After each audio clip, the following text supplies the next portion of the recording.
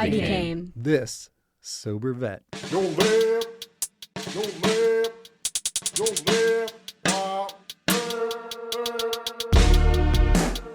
Our mission is to normalize sobriety with veterans who are using and abusing substances in a harmful, self-medicating way.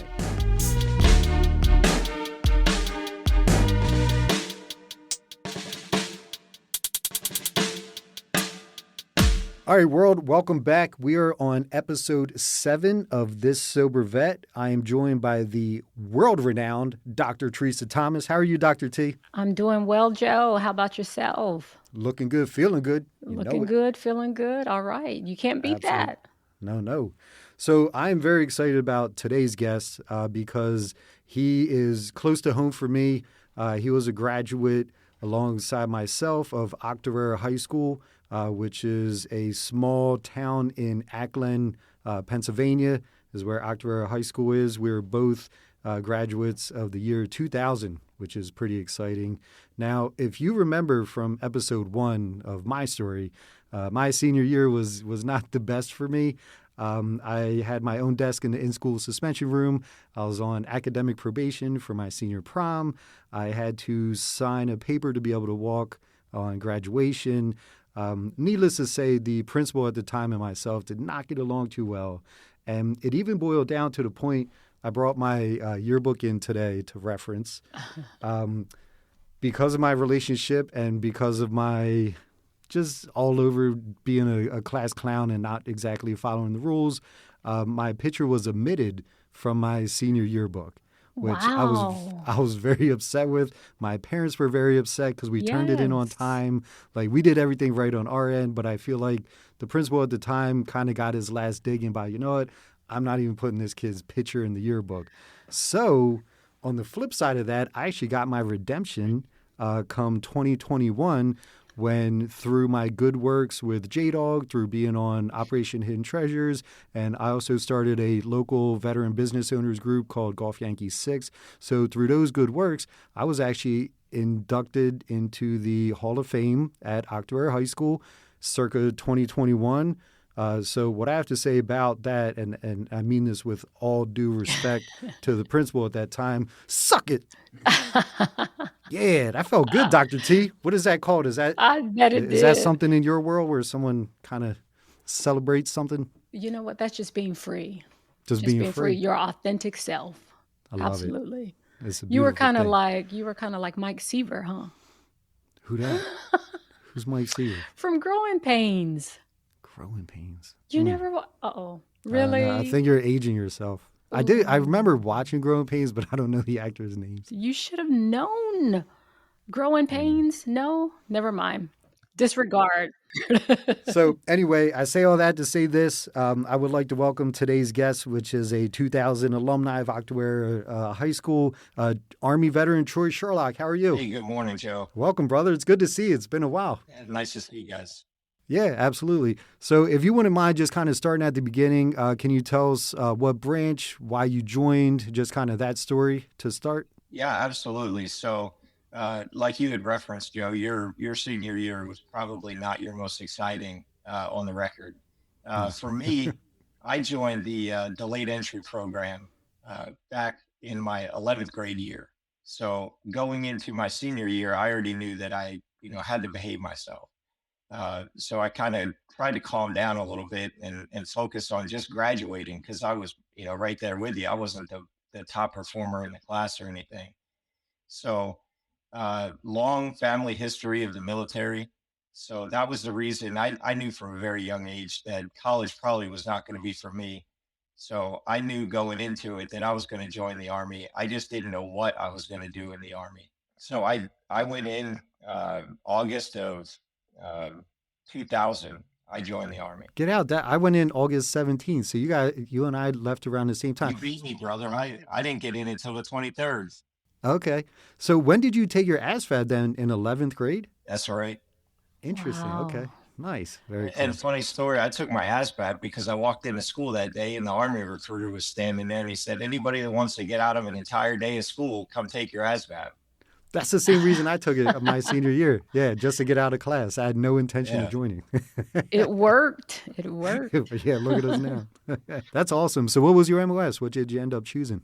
So I was an 11 Bravo. So I actually came Oh, in on a option 40 contract. The recruiter, looked at me, looked at my athletic background, and decided, hey, here's somebody that I can get in. Uh, Good chance he's going to make it through. And sure enough, I did. So I went, straight from basic training. Uh, they do the basic training AIT as straight OSINT. through, right? Hmm. And then I went straight to airborne school and then straight to RIP following. And how'd you make out with that? Any exciting stories you want to tell, or any actualizations like "Holy crap"? Well, I'll be honest. Joining the army was, I remember walking in the base for the very first time, and there's a bunch of kids sitting around shining their boots already, and I was like, I don't know what I'm doing here. You Mm. know, it was, a complete culture shock. The internet back then wasn't what it is now. So you look at all Mhm. these young kids, and they come in and they're like, I didn't know what I was getting into. It's like, man, you don't know what the internet is. Right. Back in our day, you knew what you knew about the army, and it was probably false. Hmm. It was a big culture shock going in. So you've been in. How long have you been in total? 24 years now. Ooh, 24. Wow. God bless you. Good for you. Yeah. Well, you say that until you know where he is. Where are you stationed at now, Troy? So I've been in Hawaii for 5 years now. On vacation. Look at him in Hawaii. I'm jelly. Nice. Yeah. Now, are you still 11 Bravo? Did you have any MOSs changes or? So, once you get to your first R time, you become an 11 Zulu. So I'm still infantry. And, funny story, back the 2nd of December, the Sergeant Major list came out. So I was finally selected. So coming up Congrats. in May, I'll be headed out to El Paso to attend the academy. Outstanding. Congratulations. Yeah, congrats, dude. That's amazing. Good job. And actually, that's where Dr. Teresa Thomas and myself were stationed out Fort Yeah. Bliss in El At Fort Paso. Bliss. Yeah. Yep. Yeah. Nice. Dude, good for you, man. That's awesome. So, how much longer do you think you're going to be in? Who knows at this point? I got 3 years after the academy, so we'll see how long it takes. That is outstanding. Cool. So, the whole show here is to bring awareness of sobriety and just kind of tell the story of whatever your drug of choice was, the ups, the downs, how you got through it. So, if you don't mind just telling us what your addiction was and kind of how that got started. Yeah, so just like back in high school, we used to get together and go hang out at different places, cornfields, all the different places, and we used to just hang out and drink a little bit. It was never a big Do you deal. remember Country Lane? Yeah, Yeah, Country Lane. Yeah, yeah, yeah. I remember it's that. it's always been alcohol for me. Never had the desire to do any other drugs. Uh, I'd never even had an issue, having teeth removed or anything. Never had any issues taking those types of drugs. Actually, those messed me up so bad I would never take them. Mm. Uh, Nice. but yeah, so it's been alcohol the whole, it was alcohol the whole time. And like I said, it started in high school. Don't think it was ever out of control at that point. Uh, you know, Really big into sports. So, I knew when I could drink and I knew when I had to, lay off of it because I had things going on. So then I joined the army and, like most of the soldiers coming in, we talk about, the glamorization of alcohol. You've never been to an army event that, the priority wasn't to see who could get the drunkest, and it just kind of picked up from there. And it was so normalized. Seeing that person passed out in the corner was never an odd thing. And I listened to all your podcasts, Joe, and some of the things that you had talked about on earlier episodes. It's like when you're drinking and people look at you and say, how did you drink that much already? Like, to us, drinking 12 beers, it just was a normal, sitting for us. And I think that's part of the problem that the military has is, we look at it as normal to be that intoxicated. Yeah. Sounds like Echo Battery 343, Exactly. I was going to barracks. say, yeah, to me, it used to be a badge of honor. I would always be the last one up because I didn't want to be passed out and someone drawing dicks on my head and stuff like as we do in the Army. Mhm. So, yeah, it was a badge of honor to be the last one up or puke and rally and keep going. And yeah, looking back, you're like, dude, that is horrible. But at the time when you're surrounded by all these alpha males that are doing the same thing, like, you were just one of the boys, it was nothing different. So And y'all had some alpha females too. we did have some alpha females. Yes, we were mixed in. Absolutely. Yep. One just of fellas. Yep. Well, how did you recognize or realize that, okay, wait a minute, this is getting out of hand, Troy? Well, so to continue, down that road, I spent my first 6 years in the Army with the Ranger Regiment. I was at Fort Benning, and then I left there. Uh, it was not an easy departure. Anytime you leave a community like that, it's not an easy thing. Uh, I went to JRTC down in Fort Polk, Louisiana, and that's when I got married the first time, and relationship issues, lead to more drinking. And then, my first wife decided to leave, and it's like I was a senior leader in the military at that time. I was already in E7, Mhm. and it's like now I'm starting to hang out with other senior leaders that are also single, and it's like it was like being a private all over again. We just doing the same things. Yeah, it doesn't matter what rank you are in the military. You get Yeah. around a bunch of individuals the same rank, you act the same as a private anyway. Mm, So it went up and down throughout the time, and it wasn't really until I got you know a job to where I was the senior leader in the organization, and it was too easy to hide Mhm. what I was doing. And I'll be completely honest with you, I never drank on the job. That's the one thing, I always knew my limits. I knew how I could get away with over drinking Mhm. and not have it affect my job. nice. And I've got a list of things that we'll talk about here at the end, but one of the things is, without accountability, it becomes really easy to really slide off the deep end. So when Hmm. you're a private, you have so many people, Yeah. in your life all the time. The higher in rank you go, the easier it is to kind of conceal what you're doing. And, Mm, even if somebody does notice, it's almost like they don't want to say anything. right. Mhm. That's a good point. So would you say the relationship ended because of your drinking? It probably definitely had something to do with it.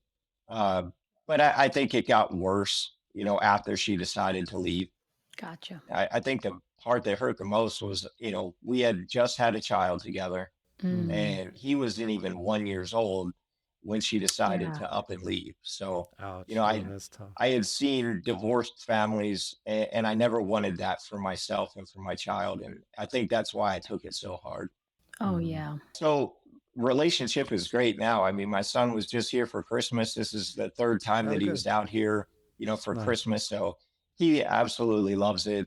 Comes out, spends, time with dad, has a great time. So Good. Good to hear. Yeah, that is Awesome. good. J-Dog is your local veteran owned and operated junk removal company. We do everything from a single item pickup to a full estate cleanout. We also do small demo, sheds, playgrounds, jacuzzis. Our pricing is based on volume. Estimates are always free. We also do our best to keep items out of the landfill. We have a warehouse in Willow Street where we take repurposed items. There we are able to donate to veterans in need, and the last Saturday of the month, we open it up to the public garage sale style so everyone can enjoy these items. Put some local veterans to work. Call J-Dog today.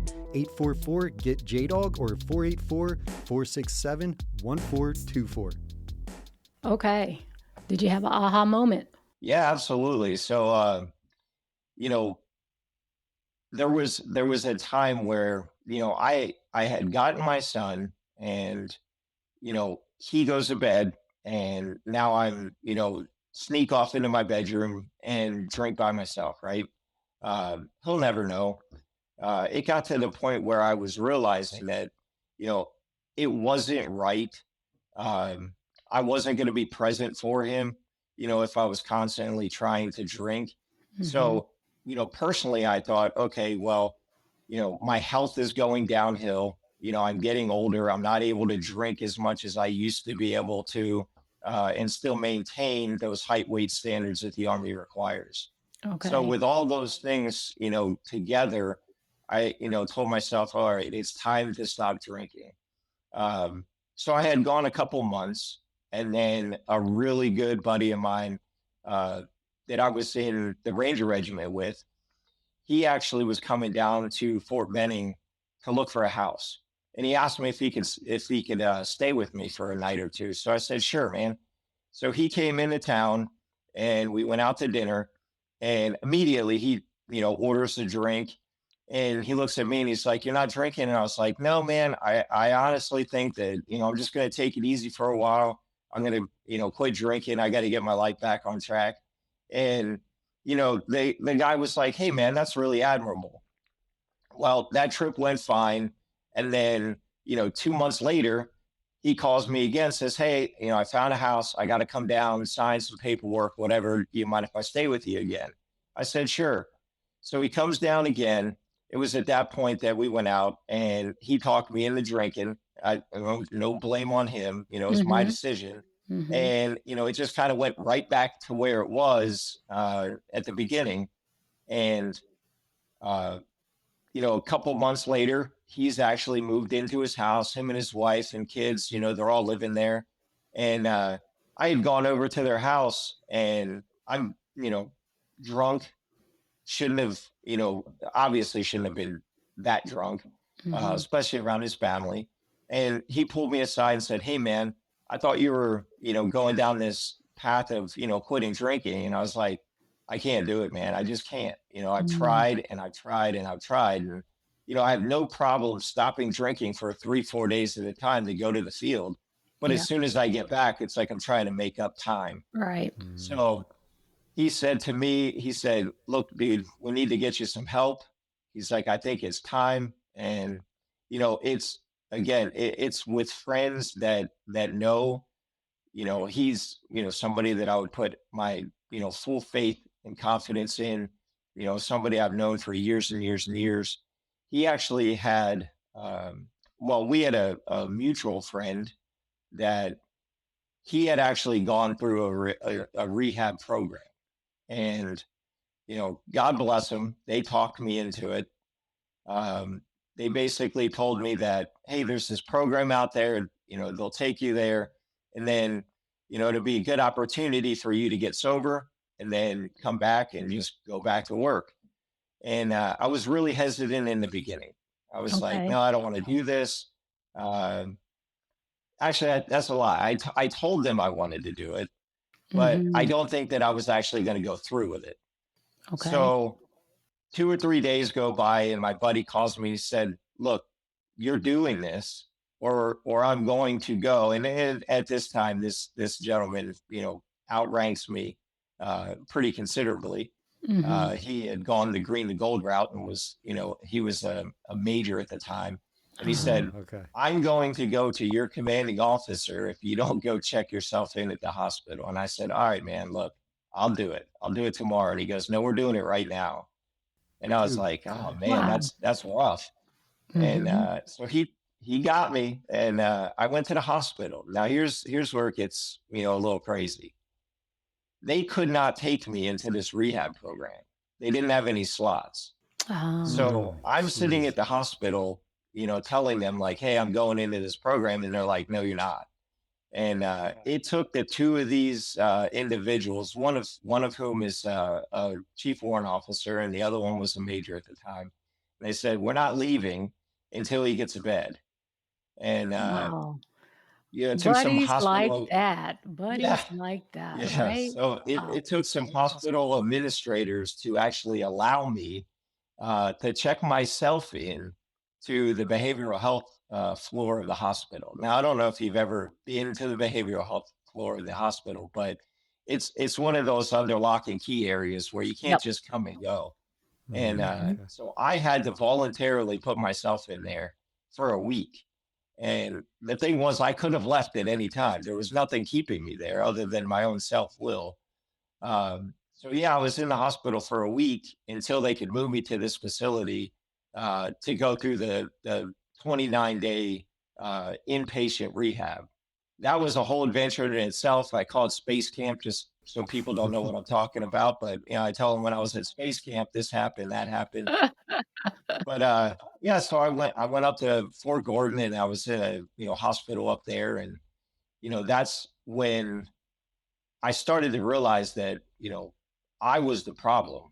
They Mhm. make you go through all kinds of different sessions with counselors. And Dr. T, I'm sure you're familiar with, some of the processes they go through. Yeah. And I'm sitting in these group sessions and I'm hearing one person after another tell these horrible stories about their childhood and, Yeah. parents that were divorced and, sexual assaults that happened. And I'm over here sitting here like, I just like to drink. Wow. I am the problem. Like there is Mhm. nothing causing this. It's just me. So then I realized how selfish I was being. And that's really when I decided that, I went there with the intent that I was just going to go get through it and then come home and wait a little while, and then I'd start drinking again and everybody would forget about it. Mm. But it was, when I was there, that's kind of when it dawned on me that, again, I was the problem and I was just being selfish and there was no need for it. So my first takeaway from this is God bless your battle buddy for stepping up and Yes. making you do that. That is huge. Because as you're telling that story, I'm thinking of when I was in Echo Battery and we were in building 2479 in the barracks. I couldn't imagine trying to quit drinking back then because that's literally all we did. So to still be in that world, to be higher ranking where no one's really checking on you, like you said, Mhm. and to have someone even higher ranking to be like, whoa, dude, like, no, you need to do this. That is a godsend, dude. That is amazing. So, what a battle buddy for stepping up. Good for him. And then good for you for having the intestinal fortitude to see it through. Because, I mean, like you said, you could have left at any time, but wow, that's an awesome story. Good for you. That is. Part of the funny part was, my chain of command came to visit me and they were like, "Hey man, how are you doing? What's going on? Like, we're going to get through this." Doing the typical chain of command thing. It's what Mhm. they have to do, but they didn't fully understand the situation because again, I hit it so well. They didn't know how big the problem was. And Mhm. they would come to the hospital and see me and say, "Hey, we're going to get you out of here." And I'm like, "I can leave right now. I'm here because I want to be." And it really shocked a lot of the people in my chain of command. Did you feel like it helped you being in the program? You talk about the 29-day The program? 29-day program. No, so I'll be completely honest. I have not been, on probably the most religious campaign, if you will.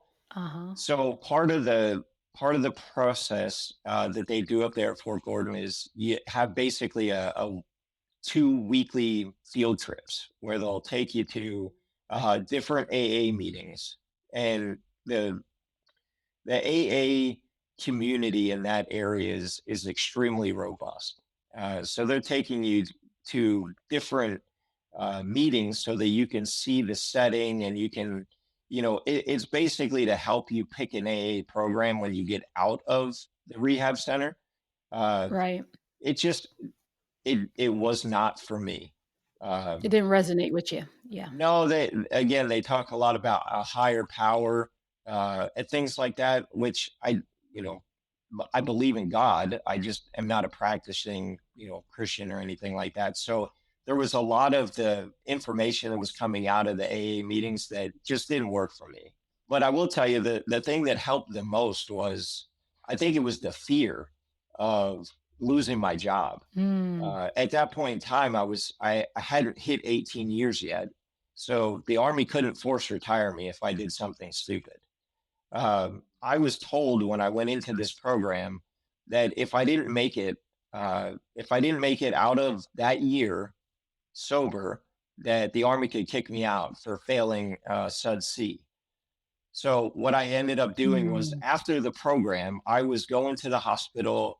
They were giving me shots that would, reduce the cravings. Mhm. I think that helped a good bit, just keeping me accountable. And then there were weekly group sessions. And those group sessions were, I was a senior leader, so I was going in with other senior leaders. I wasn't sitting there with a bunch of privates who were telling sob stories. Right. I was going in there with other senior leaders, and I think the thing that really, hit home for me was how easily these people were just giving up. Mm. I always had like that winner mentality where I was going to be better than every other soldier that was standing next to me. And, but every week that went by, there were new people coming into this group session. And then there were the older people that were leaving. It was just a constant revolving door. And the longer I had been Mhm. there, I realized that these new people that were only a week or 2 weeks out of the program were already slipping up. And I'm like, dude, I've been out for 6 weeks now, or going on 3 months, and I haven't even thought about it. And that I'm better than you attitude, definitely, it was definitely something that kept me going. Nice, nice. So when did you hit a point where like it wasn't so much as, oh man, I can't drink or I want to have a drink, but you started seeing like the beauty of sobriety and the beauty of waking up without a hangover and not having regrets about something you might have did that day. Do you remember when that transition kind of was? Yeah, so it's funny. I heard you talk about it in a different podcast, Joe, but your sleep is really one of the biggest things that you see a change. Everybody thinks, oh, I have a sleeping problem because I'm in the military and I don't get enough sleep. So I'm going to drink myself to sleep and I'll wake up. It'll put me to sleep. Well, the thing is, you don't get better sleep when you're drunk. So once you stop drinking, the first thing that you realize is like you're waking up in the morning, you have more energy. You're not Absolutely. dragging Mm. yourself out of bed in the morning. Uh, you know, it takes probably 6 months. Really, for me, it was the fact that I was eating right already, even when I was drinking too much. I loved to cook, so I was always cooking my own food and eating healthy, and I was working out. Now, I wasn't working out as hard because I'd get home from work and my priority was to drink, not to work out. So once I stopped doing that, it's like I'm increasing my cardio and I'm increasing my weight training and I'm doing all those other things. But you really start to notice that your body takes on a change much faster when you're not pouring in, thousands of Mhm. empty calories of whiskey every day. That's awesome. So whiskey was your drink of choice or you're a beer Uh, guy or I mean, it went. I was never a beer person, so it was. At some point in time, it was clear liquor, then it was dark liquor, and just.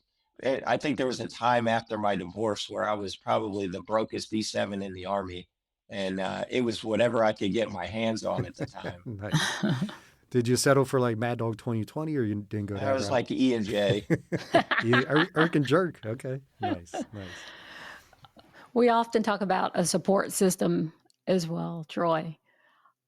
What did your support system look like? What does it look like now? Oh, well, now I don't even think about alcohol. So, my parents are proud of me. They should be. Mhm. They were really instrumental in getting me through all of this. Like I said, I was divorced uh, a year after I got married. So, the majority of the time that I was struggling with the more severe part of my addiction, it was, my parents were my support system. um, my little brother is currently serving as well. So we have good communication back and forth. My sister served for a period of time. She's a civilian now. But yeah, having family, has always been important. Are you or do you know a veteran who is struggling with substance abuse that could use some motivation? Have them tune in. Look, they won't change until they're ready to, but if we could cause a crack in the dam, it doesn't hurt to listen. If you are a sober veteran that would like to share your story in hopes to inspire others, please contact us at thissobervet.com. Show notes and more info could be found at thissobervet.com, and be sure to check us out on social media. We'd love to connect with you.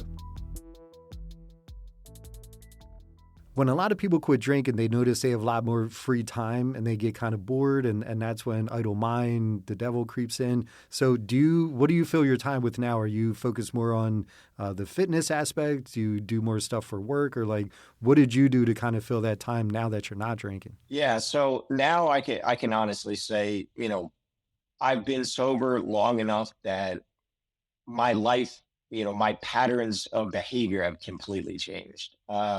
The big thing, like you said, and if I had any advice to somebody who was going to quit drinking, don't do it as a single man, because where do you meet women? Right at the bar. Yep. Not at church. That was probably the hardest part for me was, now I'm sober. What do I do? I was lucky enough to have a friend of mine gift me some equipment to build golf clubs. I was just, I was getting into golf. I was taking it pretty seriously at the time, and he gave me a bunch of equipment. He gave me some lessons, and I would go out to the garage and I would go buy a bunch of junk golf clubs, and I just turn around and rebuild them and work on things in the garage, right? Keep your hands busy. If your hands are busy, they're not pouring drinks. That's awesome. Mm. And how long have you been sober? I'll be completely honest, Joe. I don't even remember anymore. It's over 5 years. Good, Good dude. for That is you. outstanding. Yes. Outstanding. Yeah, Very nice. once I Oh, hit Yeah, that first year mark, I kind of just put it out of my mind, and it's not even something I think about anymore. yeah. I'm to the point where I fear alcohol. I never want to drink alcohol again because, like you said, you'll jump right back into it. Mm. And that is the last thing I want because life on this side is way too beautiful. Why would I ever want to go back to that? Because now I'm focused on things. I'm rebuilding. I remember stuff and people now say that I have a glow that I remember years of drinking and going to church and seeing other people how do they have this glow to them? I never Uh-huh. understood that was. And it's it's half sobriety and half confidence. And I've always had confidence, but the sobriety I feel is it's just given me a new zest for life, dude. I now want to attack things in a way I never had before. And that's why I'm so excited about our mission and what we're doing. And the fact that you reached out and were willing to be on this show, I want to thank you a lot for that because it's people like you and different stories like yours that will touch people in different ways that my story might not. And Absolutely. especially to have someone who's been in so long and surrounded by alcohol and just the whole like you said, everything in the military is glamorized. You look at any military movie, they're always at the bar singing together, playing on the piano, karaoke. Alcohol has everything to do culture. with the military. Yeah. Yeah, it's horrible, and I was in it too. And to be able to realize and I'm similar to you in the sense that I didn't have a lot of trauma. I was a very lucky child. I was middle class, raised. Nothing really bad happened to me. I just loved the way the buzz made me feel. I loved the way alcohol made me feel. To me, it was like Popeye eating his spinach. I'm like, yeah, let's go, and that's wrong like that. And it took me a long time to realize that's wrong. But Hmm. now that I'm on this side of it, we need to hear stories like yours so we can celebrate that even though it's going to be very difficult to get to this side of it, I haven't heard one of my guests complain about being sober. Everyone Right. celebrates it, Yeah. So that right there should hopefully motivate people to do the same. So I know you said you had some things you wanted to touch on later. Is there still anything on that list or? Yeah, absolutely, Joe. So just to touch on one quick thing. So in one of your other podcasts, you had mentioned people questioning you as far as, hey, why don't you drink? And the question Mhm. shouldn't, it shouldn't scare anybody. That concept is foreign to me now, where if somebody asks me hey, why don't you drink? It's like, why do you? Right. Yeah. Hit Hmm. them We've backwards. normalized the alcoholism to the point where it's like, if I'm not the alcoholic, then I'm wrong. Right. Which is So I just crazy. want everybody listening to know that, don't fear that question. If somebody asks you why don't you want to drink tonight? Why do you care? Why is it any of your concern why I'm choosing sobriety? Right. So that question shouldn't scare anybody. My story is mine and your story is yours, Joe. Really what I'd like to do is take a moment to kind of let people know that it's not necessarily the people that are listening that are trying to get sober, but the people that are listening that know somebody that needs to get sober, and how do we get them to that point? Because like you said, Joe, you're not going to force somebody into it. I mean, I was a very lucky situation, right? So I had the mindset that I wanted to quit. I just couldn't get myself to do it, right?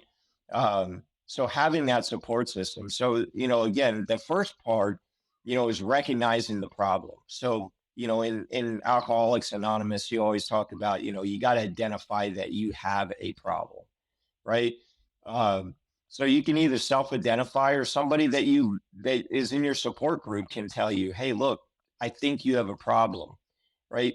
It shouldn't be faux pas to tell somebody that you love, somebody that you care for, like, look, I think you have a problem, Right. Hmm. right? If you actually truly love me, then you should tell me that. You shouldn't fear that I'm going to get angry. Of course, I'm going to get angry because, you're identifying a flaw of mine, but, it's something that a conversation that you should be, willing to have. From the chain of command support side, how many times have we seen soldier suicides where, during the investigation, we go back and we say, oh, yeah, there were all these warning signs. Well, Hmm. Right. again, you got to see the problems. So spot those patterns. If somebody, is coming to work late, yes, that soldier might be a really, really good soldier, but they might be struggling from something. And if you just give them a pass every time, that was part of my problem. Was if I showed up late for work, I could just tell my commander, hey, I overslept. And that was the end of the story. He didn't ask any questions. I'm not blaming anybody for that. I'm just saying the higher in rank you go, the easier it is to slip by. You have that, that credit built up to where when you do make a mistake, it's not really that big of a deal, right? And especially these leaders after multiple deployments with the same soldiers, the last thing you want to do is see one of these soldiers, get in trouble. Well, we have to get rid of that mentality and say, look, we need to hold people accountable, because that's probably more important. Understanding the risk factors, people that are going through divorce, people that are separated from children, financial problems, all those Hmm. things. Leaders should be identifying those things and helping to have some sort of solution to them. Um, as the individual that's drinking too much, seeking help. I mean, I'll tell you guys a story. You're not even going to believe it. I went in for a periodic health assessment. And, this was during the periods of time where, I had quit drinking for several months. And, at that time, I had slipped back into it. And I had to go in and talk to a healthcare provider for my annual physical. And the first step in that was to talk to the behavioral health portion of that Hmm. clinic. And the lady asked me if there was anything that was going on. She asked me how much I drank. And I said, well, I normally drink about, a half gallon of whatever. And she was like, wow, that's a lot. I said, yes, it is. And that was the end of the conversation. She was fully prepared to let me walk out of that clinic knowing that I was going to go home and drink that much that night. And I said, see, this is Wow. why nobody Wow. gets help, because I'm sitting here telling you that I need help. And you're You were telling me, honest about it yeah. too. Yeah. And so I was sitting there telling her, hey, this is going to happen. And she was like, okay, well, you should probably rethink that. And I'm like, that's your answer? I should be going to the hospital right now. Yeah, seriously. Wow. That's crazy. And that's why I always lied whenever a doctor would ask. I'm like, I drank 2 or 3 on Friday. I'll drink 2 or 3 in a 10-minute period. Like, I Right. never told him the truth. Yeah. Yeah, but Wow. and that goes back to the point is, you fill out all these online surveys, right? And you're so scared that somebody's going to do something. I sat in front of a doctor and told them the truth, and they didn't do shit. Yeah. Wow, that is Yeah. wild, dude. Thanks That for is. sharing that though. That That that is a is. that is a huge problem though. And yeah, that does need to be brought to light. That's a very good point. Absolutely. So yeah, reaching out to those medical professionals. I've had so many that were so good. So many Hmm. doctors that was, when I was on the fourth floor, that's what they call the behavioral health ward. When I was up on the fourth floor, I had doctors that were talking to me like, hey, man, I wish more people did what you did. Like, you're here of your own free will, and you could leave at Hmm. any time, but you're deciding to stay. And I was like, yeah, I just have to do this. Speaking with your chaplains, your chaplains are awesome place to go for assistance. And then, church groups, any other kind of activities, um, reaching out, formal counseling, especially if you're currently serving. There's tons of different routes that you can go. Uh, we'll get to the reason why that doesn't happen here in a second, but reaching out for formal counseling, and then if you're a command team, use that power of command referral. There should not be, when you command refer a soldier to SUDC or the ASAP program, there shouldn't be any, you know nobody should look at that as a bad thing. That would be the same thing as me telling you that your ankle got injured and I'm sending you to physical therapy. Exactly. Yeah. But we look at it as if, this person now, it, the stigma around sending somebody to get help. Uh, we in the military, we have to change that. There's just, you're never going to get to the point where you're sending soldiers to SUDC or ASAP to help them if everyone in the unit looks at them, in some kind of way because they ended up going to get help. Exactly. Yeah. Going back to my time when I went through the program, you know, the first thing that my chain of command told me was, hey, when you get back, don't worry about anything. We'll pull you out of your position. We'll give you some bullshit job. And I was like, but that's not what I want. Hmm. I'm coming back, sober now. I'm going to need to work. I'm going to need to work harder and longer to keep myself busy. I can't be Right. coming back and sitting in the three shop, with no tasks, no responsibilities, nobody, looking over my shoulder. Like I need a job. I need a job that's going to force me to work hard. So, as a, organization, protect their privacy as much as you can, protect their job. Don't get rid of that individual's job and protect their career. I'm lucky enough to have gotten selected to go to the Sergeant Major's Academy.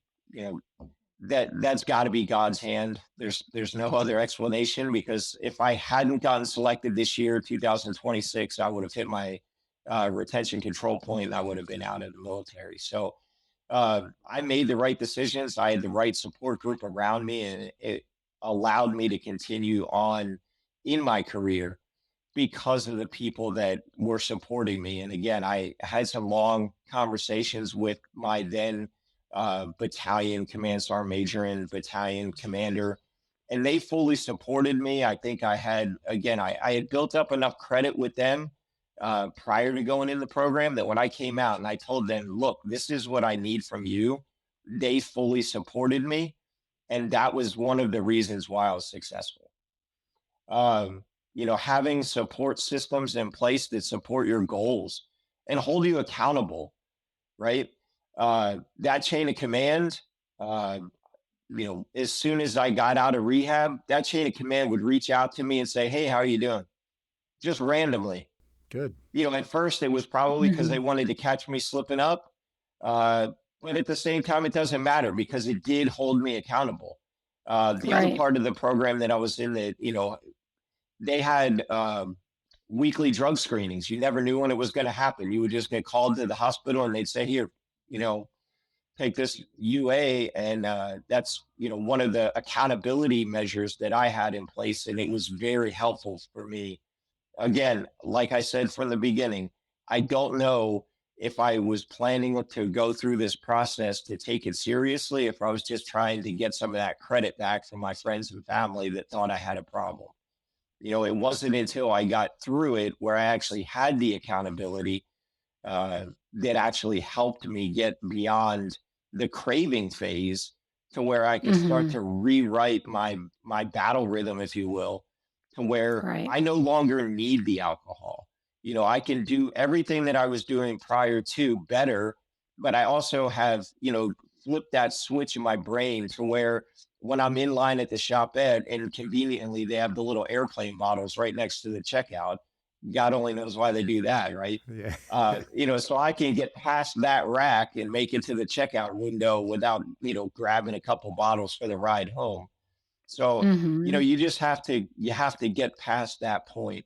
And then you have to understand that relapse is inevitable for, if you're supporting somebody that's going through the process, you can't just, they have one relapse and now you're just going to say, well, you failed, and I'm just going to walk away, right? In the program, there were a lot of, those senior leaders that were coming back that, were telling stories about their relapse. And again, that gave me the strength to say, I'm better because I didn't have that. I was lucky, right? But I'll tell you, Joe, there was one time when I'm a big hunter. So right after I got back from the program, I went out and decided to go sit in a tree stand in the rain for about 8 hours. Well, I got sick and Mm, I got in my truck and I took a swig of NyQuil. And it was at that moment that when that burn touched my throat, I knew if I took one sip of alcohol, it was all over because there was no way I was going to be able to stop. And it was cough syrup that got me yeah, to that point where I then had the realization that I wasn't going to be able to stop if I did it again. And, it was, again, harmless because cough syrup, but, at the same time, it was an eye-opening experience that really said, look, I'm like in a good place now. I have to stay here. I can't slip down and go off the rails again. Exactly. So, a couple things I want to bring up. First of all, you have touched on some amazing points, and I agree with each one of them. And that brings me to the first thing I actually wrote down is the reason why you're going to this school is because you're literally the type of leader the Army needs right now. that's what I Everything was you're going to saying, say. Yep. yeah, everything you're saying that's not being implemented, you're in a position of power where you could actually make some change and start doing some of these things. So that's exactly why you're in this position now and you're going to this school. So kudos for you.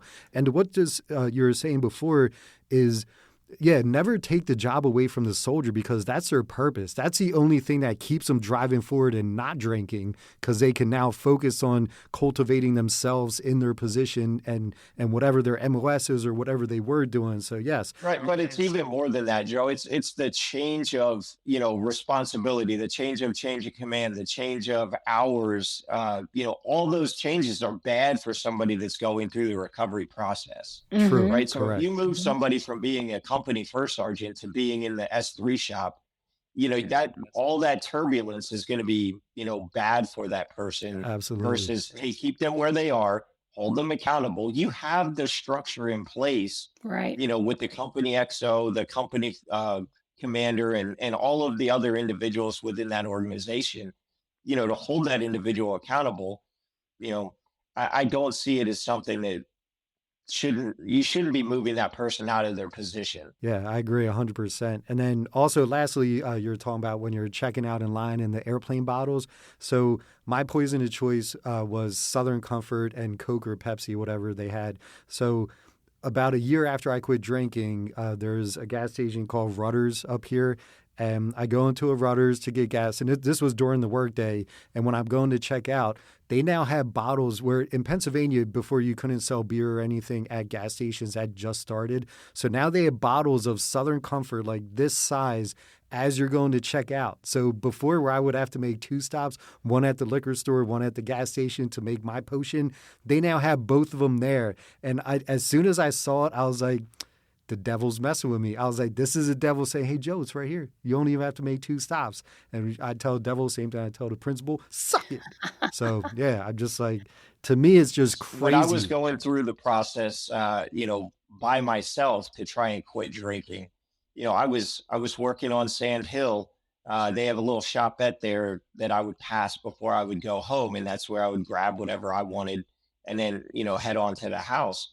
Well, I made the decision that I was going to go the opposite direction, and it would take me off base, but it would not take me in front of the shopette. No temptation. And by the time I would get to the first cross street, I would be, oh, I need eggs, or oh, I need milk.